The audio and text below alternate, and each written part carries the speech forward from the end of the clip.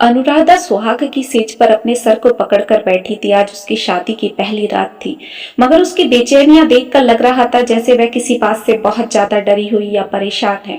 तभी निखिल बाथरूम से नहाकर बाहर निकला। क्या हुआ अनुराधा, तुम्हारे सर में दर्द है क्या? हाँ, थोड़ा थक गई हूँ, अनुराधा ने अपने सर बेड के सिरहाने पर टेकते हुए बोला।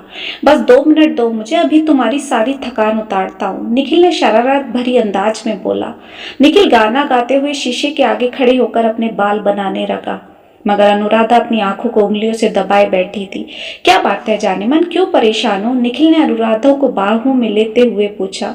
निखिल, तुम्हारे मम्मी पापा मुझे स्वीकार करेंगे ना? अनुराधा, मैं तंग आ गया हूँ तुम्हारी एक ही बात सुनते सुनते। निखिल को थोड़ा गुस्सा आया। अब तुम मेरी पत्नी हो, उन्हें तुम्हें स्वीकार करना ही पड़ेगा। अच्छे खासे मूड का सत्यानाश कर दिया, बोलकर निखिल उठकर सोफे पर जाकर बैठ गया। सॉरी निखिल, आगे से ये सवाल नहीं करूंगी, प्लीज गुस्सा मत करो, मान जाओ, अनुराधा ने निखिल के चेहरे को अपने हाथों में लेते हुए बोला। गुस्सा होना भी कौन चाहता है, बोलकर निखिल ने अनुराधा को गोदी में उठा लिया और पलंग पर डाल दिया। निखिल अनुराधा को चूमना शुरू किया। निखिल के प्यार भरे स्पर्श से अनुराधा सारी परेशानियां भूल गई और निखिल के आगोश में समा गई। रात भर एक दूसरे को जी भरकर प्यार करने के बाद दोनों सो गए, मगर अनुराधा की आंख सुबह जल्दी ही खुल गई। अनुराधा नहा धोकर तैयार होकर सोफे पर बैठ गई, लेकिन उसका मन अभी भी परेशान था। अनुराधा एक अनाथ लड़की थी और निखिल डॉक्टर माता पिता की इकलौती औलाद। अनुराधा का सारा बचपन एक अनाथ आश्रम में गुजरा था। 18 की होने के बाद अनुराधा एक होटल में वेटर के रूप में काम करने लगी। तभी उसकी मुलाकात निखिल से हुई। तभी निखिल की नींद खुल गई। अनुराधा, क्यों परेशान हो? मैं हूं ना तुम्हारे साथ, निखिल ने अनुराधा को समझाते हुए बोला। मैं जल्दी से तैयार हो जाता हूँ, फिर तुम्हें तुम्हारे ससुराल लेकर चलता हूँ, निखिल ने अनुराधा का गाल खींचते हुए बोला। निखिल अनुराधा को लेकर अपने मम्मी पापा के बंगले पर पहुंच गया। गेट कीपर ने निखिल को देखते ही जल्दी से दरवाजा खोल दिया। अनुराधा के दिल की धड़कनें तेज होती चली जा रही थी। निखिल और अनुराधा जैसे ही घर में दाखिल हुए, सामने निखिल की मम्मी बैठी हुई चाय पी रही थी और निखिल के पापा अखबार पढ़ रहे थे।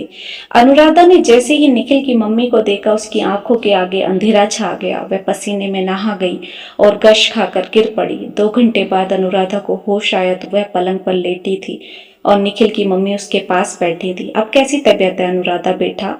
निखिल की मम्मी ने अनुराधा के सर पर हाथ फेरते हुए पूछा। सॉरी आंटी, मुझे पता नहीं था निखिल आपका बेटा है, वरना मैं कभी निखिल से शादी नहीं करती, कहकर अनुराधा फूट फूट कर रो पड़ी। क्यों नहीं करती बेटा? निखिल की मम्मी ने अनुराधा को चुप कराते हुए पूछा। आंटी, आपको तो मेरे सारे राज पता है, फिर भी आप यह सवाल कर रही हैं। आपने ही तो बोला था कभी अपने अतीत के बारे में अपने पति को मत बताना, इसलिए मैंने निखिल को कुछ भी नहीं बताया। हाँ बेटा, मैं अभी भी कह रही हूँ, निखिल को कुछ मत बताना, वरना वह शायद तुम्हें अब की तरह प्यार न कर पाए। लेकिन आंटी, मैं आपसे कैसे नजरें मिलाऊंगी? आपने ही तो मुझे उस दलदल से निकाला था और मैंने आपके साथ क्या किया। आप नहीं होती तो अनाथ आश्रम का वार्डन मेरे जिस्म से खेलता रहता।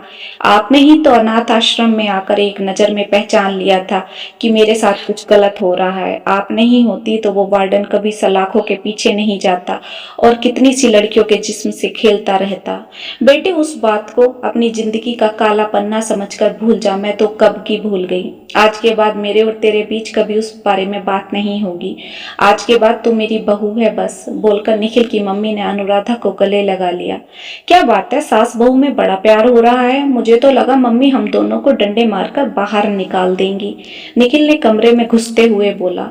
क्यों ना प्यार करूं, तू लाया ही इतनी सुंदर बहू है मेरे लिए ढूंढ कर।